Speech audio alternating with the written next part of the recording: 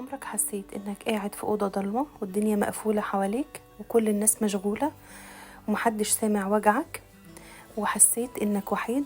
بس الحقيقة انت مش لوحدك. في شخص تعبان جدا والناس كلها بعدت عنه، حتى أقرب أصحابه وما بقوش موجودين، وقاعد لوحده والدموع في عينيه وبيسأل هو ليه محدش حاسس بيا؟ هو ليه ربنا سايبني كده؟ لكن في اللحظة دي افتكر كلمة يسوع: ها أنا ذا معكم كل الأيام وإلى انقضاء الدهر. يسوع عمره ما بيسيب حد لوحده، حتى لو انت حاسس ان الكل بعيد هو واقف جنبك. فاكر لما قال لا أهملك ولا أتركك؟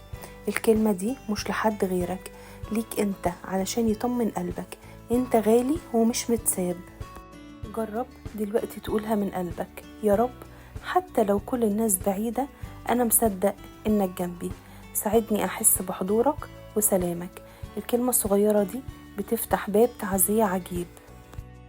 لو الرسالة دي لمست قلبك اعمل لايك وشير، يمكن كلمة صغيرة توصل لحد محتاج يسمعها النهاردة. لو عندك طلبة صلاة سيبها في كومنت وهنصلي مع بعض. ربنا معايا ومعاكم.